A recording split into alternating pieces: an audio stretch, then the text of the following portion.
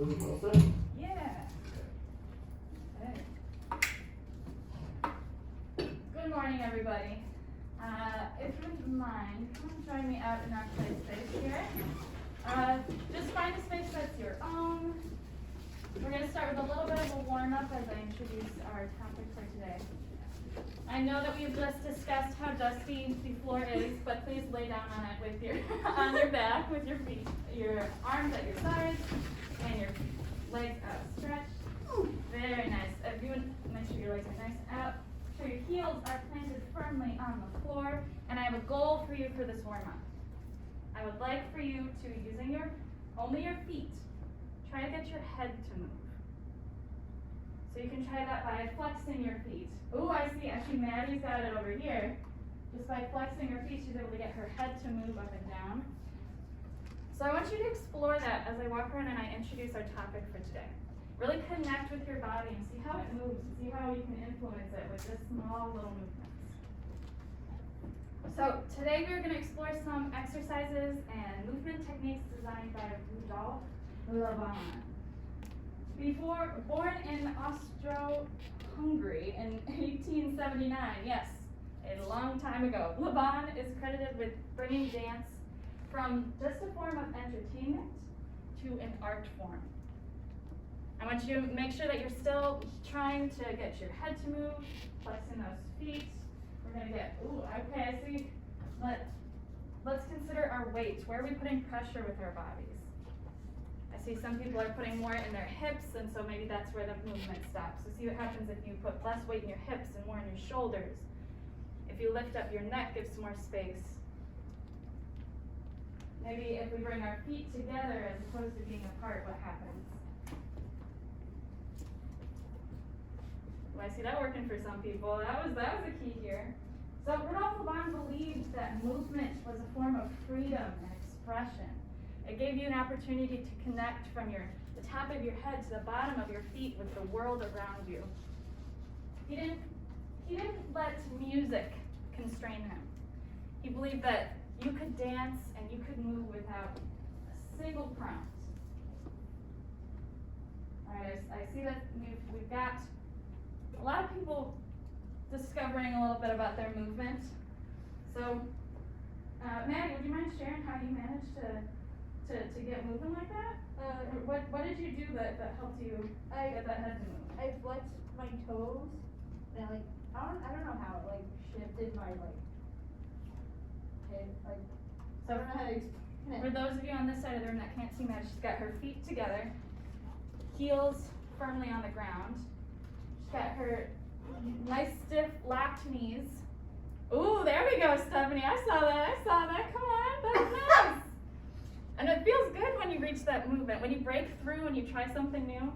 So that's what I want us to try today. I want us to be open to exploring how our body moves. I want us to be open to trying something new, making discoveries, and if you don't like what you're doing, change it up. Be open to that? Big thumbs up from everybody? Cool? Awesome. Come on and stand up and join me. Get off the dusty floor. Nasty.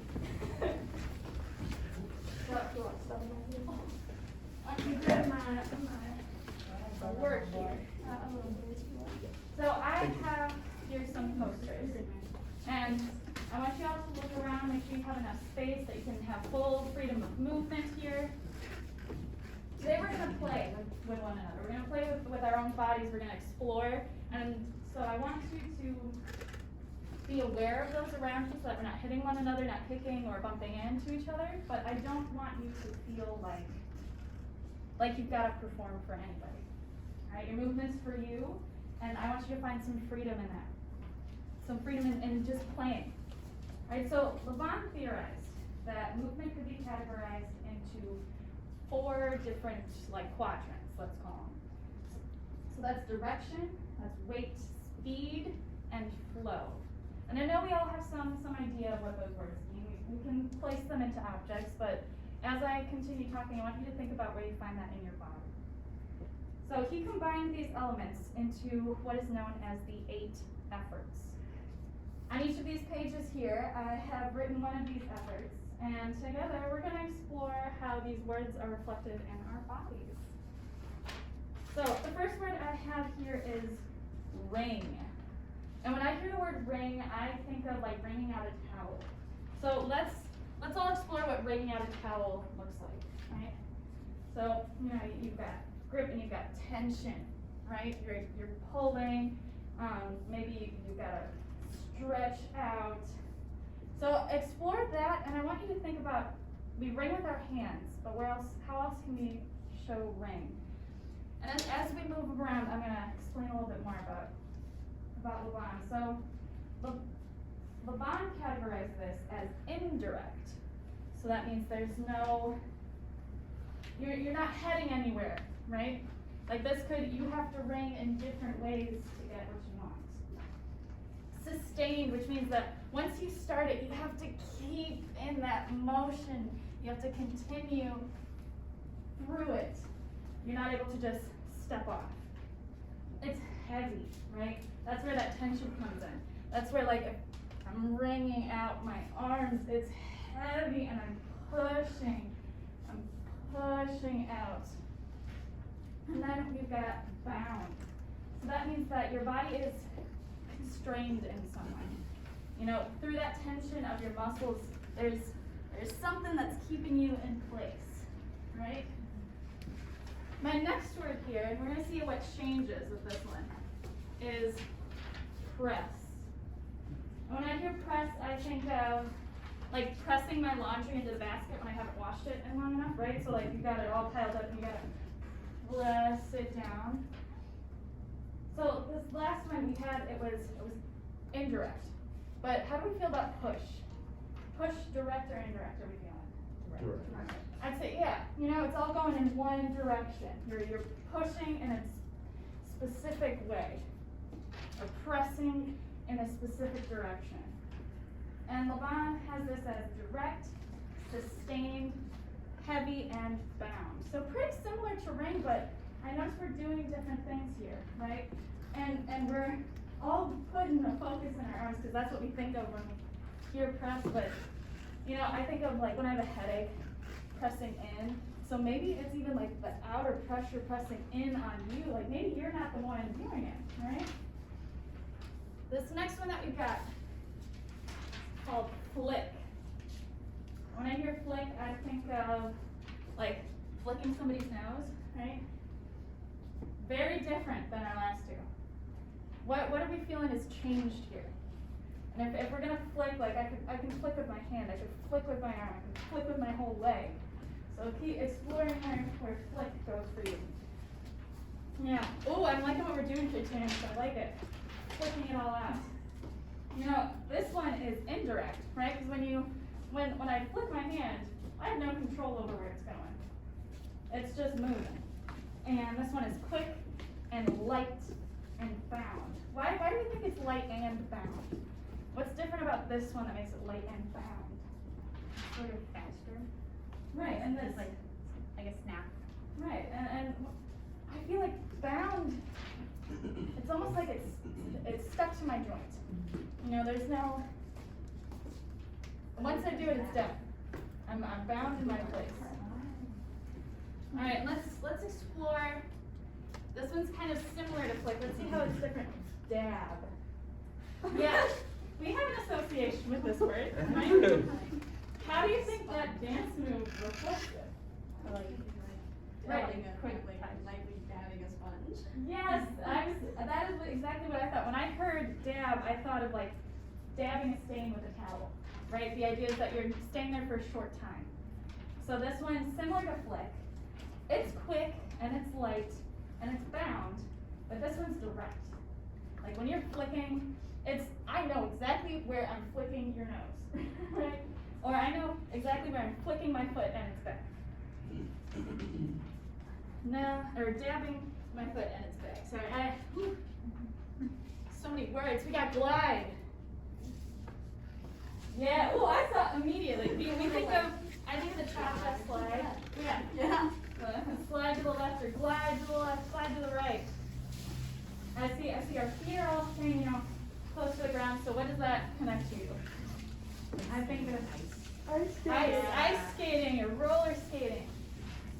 You know, so glide is direct. You know, you you glide in a certain direction when you're going. It is sustained, right? Like your foot stays in motion. It's light and it's free. That's a new word, correct? You've got a lot of bounded. Now this one's free. What makes it free as opposed to something like dabbing or pressing? It gets you places. Staying in one spot, you have to move. Like, I don't know about all of you, but when I think of gliding, I feel like, ooh, I wanna slide around. I feel like a pretty princess in a dress, right? It has a very different feeling than our previous one. Similar to glide, you have float. How does float appear in your body different than a glide would? Right? With glide, I saw all of us connected to the floor. And here with float, I see all of us imagining that we're escaping it. Our feet are rising. I can think of like my hair floating in the wind, or sitting on an inner tube in the pool is what I think of. Like you're just letting it happen, going with the flow and float. Laban categorized this one as indirect. You know, when you think of a feather floating down, it's going where the wind will take it. It's sustained, it's light, and this one's free, right? When you think of floating, you feel free like a bird in the air. You've got punch, very different. Yeah, we all immediately go to our arms.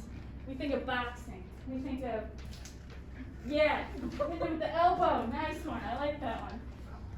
But similar to punch, you know, when you kick, it's like punching with your foot, right? And so we've got our hand and our foot, but I want you to see where else you can find punch in your body. Yeah, shoulder, I see it in shoulders. You can see it in hips, you can see it in headbutt. You can take a whole body into it. This one is direct, it's quick, it's heavy, and it's bound. Heavy and bound, I feel strong. I feel like Hulk. Right? Ah!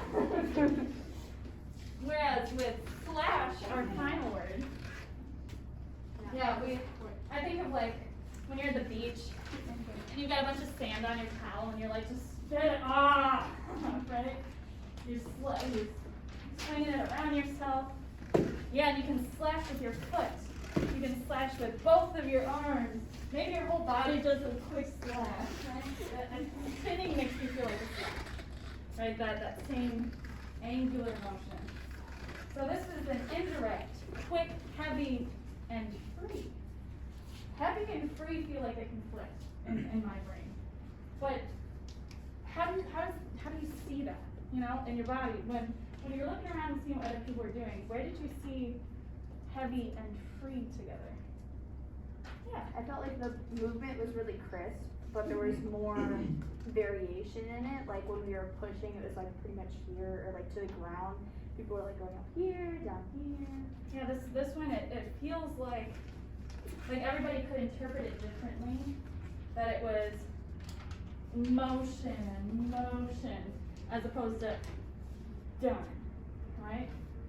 So I want you to consider these. Laban's 8 efforts provide us with the language, and they provide us with like a roadmap or some key points to hit, but they're not intended to constrain you. Because Laban believed movement's freedom, right? So these aren't rules, they're just tools. Yeah? Yeah. Okay, so now I want all of us, we're gonna walk around the space. I know we're all familiar with the walk around the space activity. We'll get it moving. I'm gonna do this one with it. So let's consider this our neutral walk. And I want you to see if there's anything reflected from those 8 efforts in the way that you walk. Are you someone that walks with a direction? Are you someone that walks just, oh, there's a person there, here, let me move? Or are you gonna plow right through them? I want us to keep our eyes open. We're gonna make sure that we're not running into anybody. I see we've fallen into a circle. That's direct, right? And when you put your feet on the ground, are you maintaining contact, or at one point is one foot up one foot is completely down? Are you someone who flicks their feet out in front of them? Are you someone who glides like a princess in a pretty dress? Or like a person in roller skates, you kind of, move freely? Are your arms doing anything? Are they pressing? Are they punching? Or are they gliding and slashing across you? Now I'm going to call out a couple prompts here. And I want to see how this affects our walk. I want to see how this affects the energy of the space. And I want you to just move with your instinct and not feel like you have to slash or glide or press. So we're going to start with the color yellow. How does yellow appear to your body? I see some yellow shoes, and that makes me, I don't know.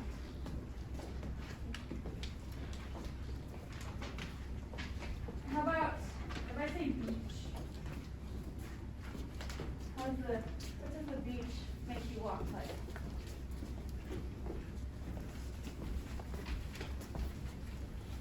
I don't want you to feel like you need to continue in motion. If you feel like you want to take a moment and explore that space you've created in your mind, you're welcome to do that.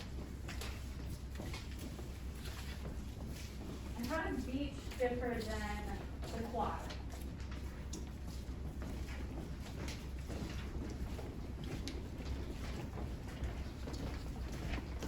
That was a big shift. I saw a big one. Did you all see a big one?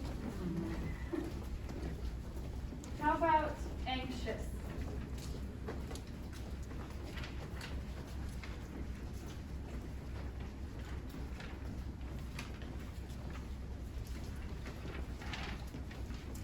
How does anxious differ from excited?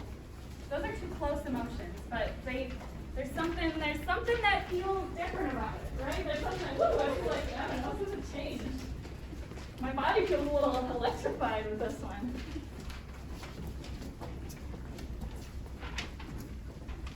How does this differ from old?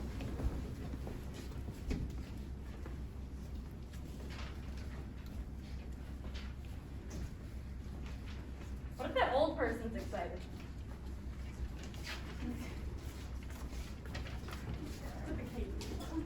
Bingo! And how does old and excited differ from young and anxious?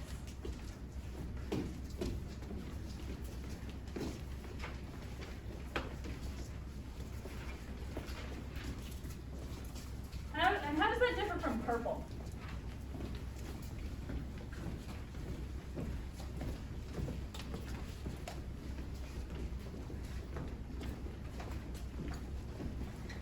What about snake?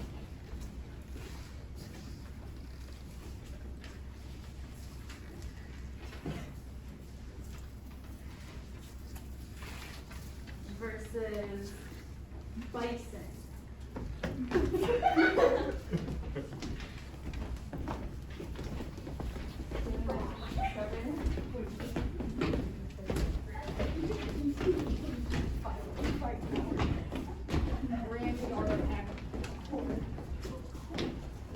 How does that differ from ring? Like, I'm talking bell ring.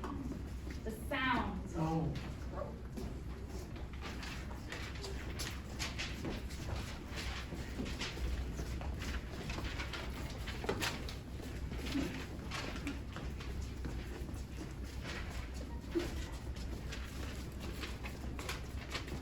Versus hum.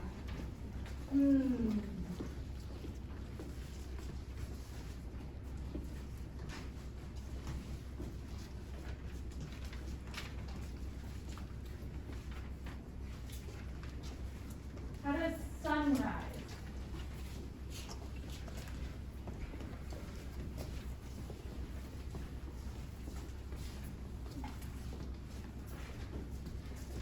Versus sunset.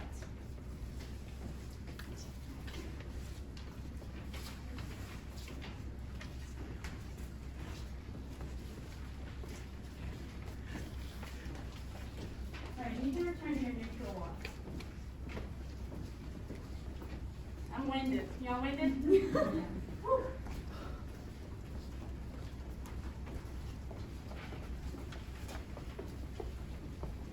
Now we're gonna all come back together into a circle.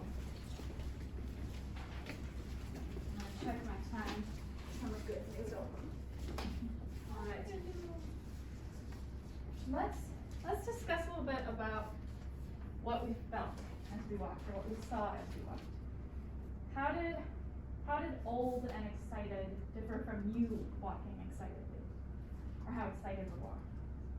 Yeah. I feel like a lot of people think of like old as like I can't move my body from the floor. Mm-hmm. But like being like me and excited, I was like really up here. And Yeah. old and excited, I was like, oh well, I'm old, so I can't lift my body.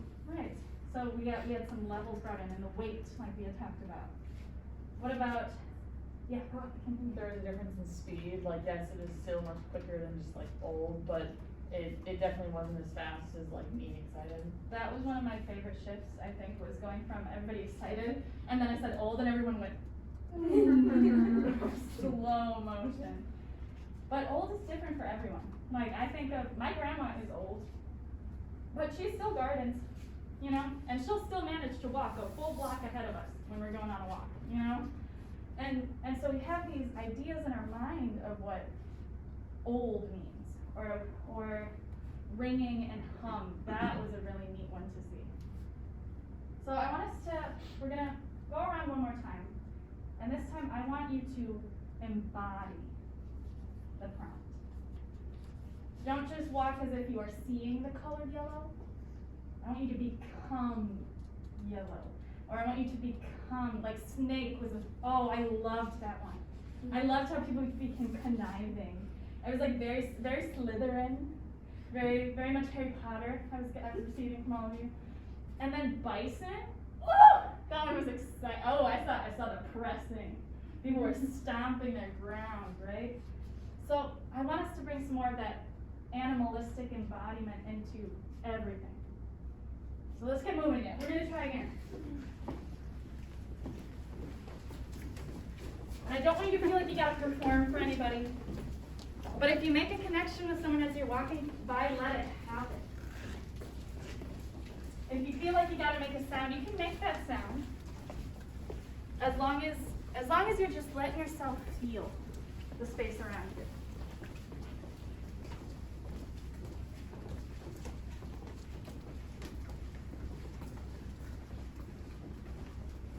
Let's explore blue.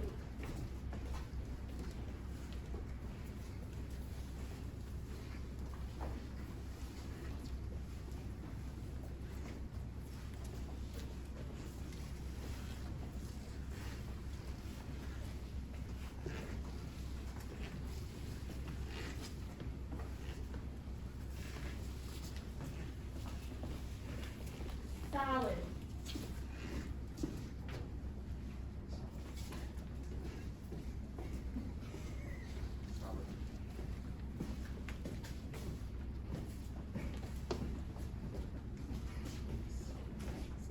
Liquid.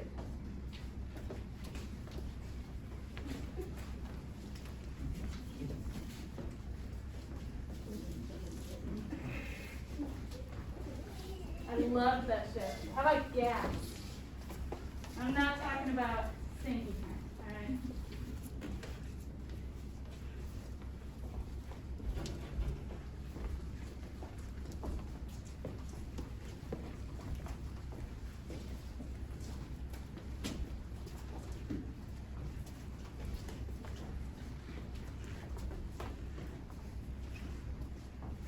Teacher.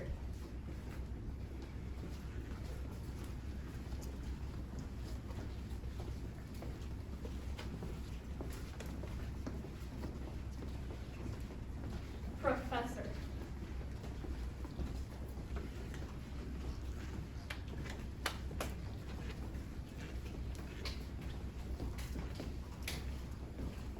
Student.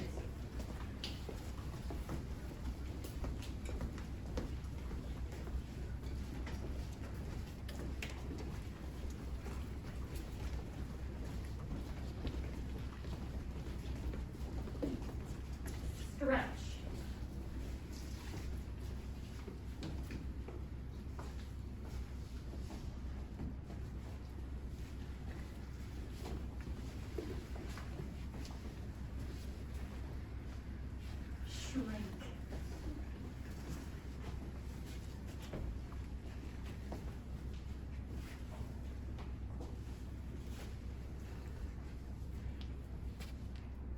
Big sun.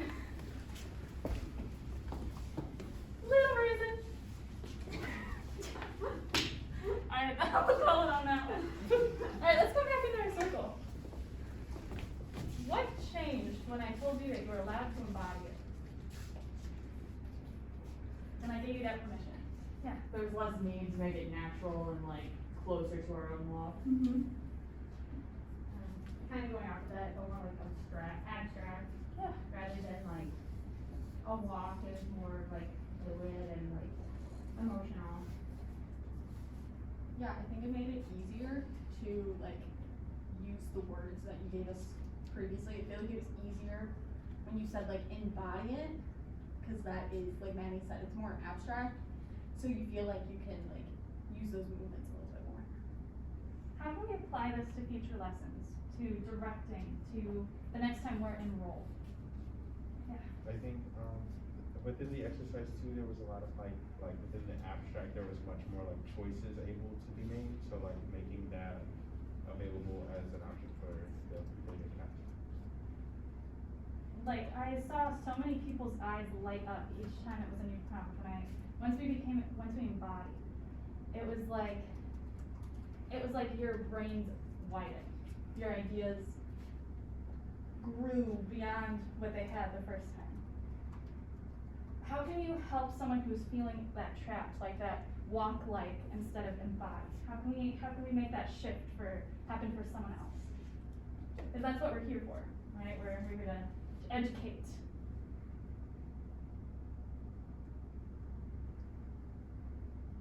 Let's consider within. You've assigned your students that they're blocking a scene, and you notice that everybody's playing themselves. And you recall this activity. What is a tool that you'll continue and you'll bring forward to that student? Yeah. Probably using the exercise to say out loud things that are like their character, maybe not exactly their character, but like let's say you're playing a villain and you use Snake as one, or something like that, just to make them not feel like they're being like forced to embody the character that they're playing, but to give them that little like nudge almost of here's a little bit of like not help, but here's a little bit of, you know, like inspiration. Yeah. Inspiration. Give a quick time for someone there. Awesome. So that Snake was a great. I thought exactly when we did Snake, I was like, ooh, everybody's so evil. But I didn't say evil. You know, so there's that association that brings into it. Like maybe you have someone that's playing, like they're a very goofy person and they have to play someone restrained. What is a prompt you might give them to help them embody someone that's more restrained? I like your prompt solid. That was, the elements, that was a fun one. When people went from like, I love watching the like Pac-Man. People were walking like, turn, versus liquid. Ooh, people became ballerinas. People became Jello men. People, I love, like your liquid was very different than say Terrence's liquid. But I knew exactly what you were going for. When it comes to us in front of students, when I said teacher, professor, student, we all had a very clear idea of what that looks like. And it was different than our neutral block. Because when you step into that teacher role, it's like that shoulders back, but I'm in a moment of authority, and so I have to carry myself with that authority. But to really reach that embodiment of a teacher, when you think of a teacher, you think of that person that's leaning down at your desk and connecting with you here. You don't have to be teacher up here. You can be teacher down here. You don't have to be student that's rushing to class. You can be student that's taking a moment and that's studying. Because students still party, right? But we all chose student in classroom setting. And so even within that embodiment opportunity, we still have that, here is the box in which I play student, and here's the box in which I play teacher, but we're both right now. And it was really interesting to see who chose to do that neutral walk during student. And so finding that way to embody teacher that still has that element of you is a really neat thing to play with. Just like for when we're talking to our students about playing a role, there's always going to be a little bit of you in that role. But how can we help them embody? I feel like that's such a freeing word. And Laban wanted movement to be accessible to everyone. And today in this classroom, we are all able to, we've got our arms and our legs that are open to us. But I would love for you to think going forward, leaving this, how you can create movement for a student that's not able to reach that level. For that student that's not able to walk in that circle with us. Because their press is going to be very different than your press and your glide.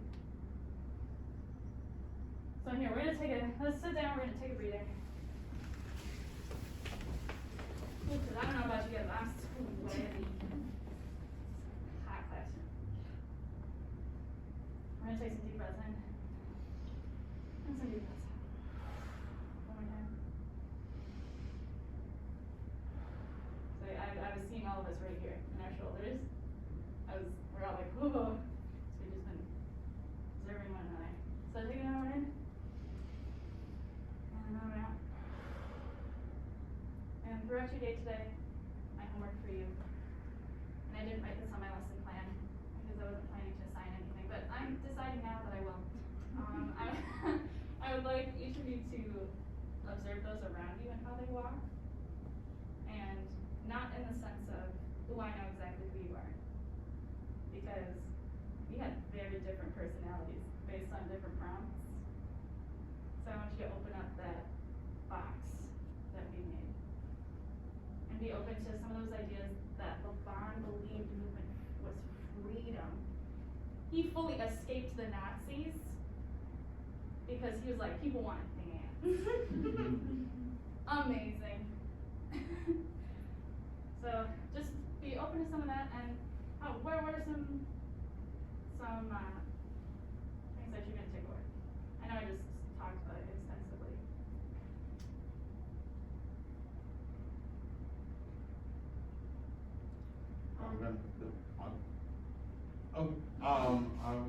I'll take away like this the ability to have like a new tool to use when I'm like directing and teaching and stuff. Like just having the knowledge of the Laban movements on hand, ready to use if I need to.